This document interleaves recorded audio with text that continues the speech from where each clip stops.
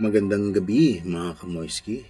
Meron naman tayong bagong kwento about crime at horror. So itong nangyari na namang kwento natin ngayong gabi ay tungkol sa babae na inabuso at pinatay. So ito yung nangyari sa bansang Amerika. Umpisa na natin ang kwento mga kamoyski. Ang kwento ng pagkamatay ni Sylvia Likens ay isa sa pinakamadilim at pinakarumaldumal na kaso ng child abuse sa kasaysayan ng Amerika. Nangyari ito noong 1965 sa Indianapolis, Indiana, kung saan si Sylvia ay isang 16 years old nung taon na yon. Siya ay pinahirapan hanggang mamatay sa kamay ng kanyang tagapag-alaga. Grabe, tagapag-alaga niya pa yung pumatay sa kanya na si Gertrude Banetszewski at ilang kabataan. Sino si Sylvia Likens? Si Sylvia Likens ay pinanganak noong January 3, 1949. Siya ang pangatlo sa 5 anak ni Lester at Betty Likens. Ang kanyang mga magulang ay nagtatrabaho bilang tagapaglalakad ng carnival. Nangangahulugang madalas silang naglalakbay. Kaya't ang kanilang mga anak ay iniiwan sa pangangalaga ng iba't ibang tao. So ano pala to? Yung anak nito ni Betty sa ni Lester parang pinapaalaga nila sa ibang tao. Yun nga lang natsyempuhan nila yung talaga abusive na tao na yun, yung nag-alaga. Kasama ni Sylvia ang kanyang nakakabatang kapatid na si Jenny na may polio at gumagamit ng brace sa binti. Sa kabila ng mga pagsubok, si Sylvia ay kilala bilang isang masayahin at mapalakaibigang babae na bata.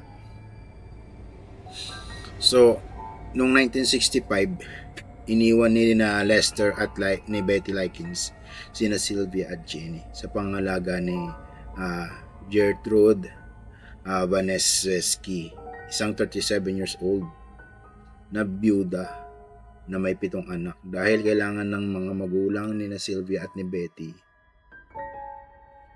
magtrabaho sa isang karnibal, nagkasundo sila na magbayad ng $20 bawat linggo kay Gertrude upang alagaan ang kanilang mga anak. Sa simula, mukhang maayos ang lahat. Ngunit nang mag-delay ang bayad ng mga magulang ni Sylvia, nagsimula ang kalbaryo ng dalagita. Grabe, no? Dahil lang sa pera, inano mo na yung anak nila, inabuso. Ayun. So, sa kabila ng pagiging tagapag-alaga, si Gertrude ay isang abusadong babae. Naglalabas ng kanyang galit at pagkabigo sa mga batang Likens, lalo na kay Sylvia. Ang pang-aabuso ay nagsimula bilang verbal na panlalait, ngunit unti-unting lumala sa physical na pananakit. Grabe. Sa lista to, no? Parang wala siyang anak. Tapos yung parang binubuntong niya ron sa inaalagaan niya yung Grabe. Umpisa na tuloy na natin ang kwento mga kamoyski. So, na pisikal na pananakit, madalas bugbugin si Sylvia gamit ang sinturon at iba pang mga bagay. Ginugutom, hindi pinapakain ng maayos si Sylvia at madalas pilitin siyang kainin ang kanyang sariling dumi na kadiri. Tapos pinapalaganap ni Gertrude ang mga chismis na si Sylvia ay immoral at ginamit ito bilang dahilan upang saktan siya. Pinilit si Sylvia na hubarin ang kanyang damit sa harap ng ibang tao at pinagtiisa ng matinding kahihiyan. Wawa naman ang batang to. Pinalalahok ni Gertrude ang kanyang mga anak at iba pang kabataan sa pagpapahirap kay Sylvia. Kabilang sa mga ito, ang mga kapitbahay na kabataan na naudyukan ni Gertrude. Grabe, kawawa naman yung bata. 16 years old pa lang yun. Tuloy na natin yung mga kwento kamay. Tapos nung October 1965, ang pang-aabuso kay Sylvia ay umabot sa sukdulan. Si Sylvia ay halos hindi na makakilos dahil sa mga sugat at gutom. sa kanyang huling araw, siya ay nakulong sa basement ng bahay ni Gertrude. Walang saplot, gutom na at halos walang malay. Ginamit ni Gertrude ang mga mainit na bagay upang sunugin ang balat ni Sylvia at inuukit sa kanyang tiyan ang mga salitang, "I'm a prostitute and proud of it." Gamit ang pinainit na karayom. Sa kabila ng labis na hirap, nagawa pa rin ni Sylvia na sabihin ng kanyang huling salita, "I wish Daddy was here." Grabe, kawawa naman. Kaya mga kamoyski, pag may anak kayo, huwag nyo ibibilin kahit si kanino. Kahit nga kamag-anak nyo, hindi nyo alam eh.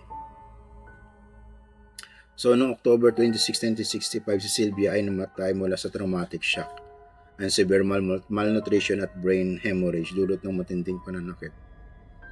Grabe. Dapat yung mga nananakit ngayon, death penalty na rin. Ang kamatayan ni Sylvia ay natuklasan ng tawagan si Gertrude ang pulis at i-report na si Sylvia ay namatay dahil sa sariling kababayaan. Gayunpaman, ang katawan ni Sylvia ay puno ng bakas ng pang-aabuso na nag-udyok sa mga otoridad na magsagawa ng masusing investigasyon. Ang mga pahayag ng mga kapatid ni Sylvia pati na rin ang testimonya ng kanyang mga bata na nasa paligid ng insidente ay nagsiwalat na masalimuot at nakakakilabot na detalles ng pagpapahirap kay Sylvia. Dapat na ito ng hustisya. Dapat meron siyang maanuhan siya ng hustisya. Makakamit niya yung hustisya niya. Grabe. Sa paglilitis noong 1966, sinabi ni Gertrude Benensky ang kanyang mga anak na sina Paula at John, dalawa pang kabataan sina Coy Howard at si Richard Hobbs ay sinampa ng kaso.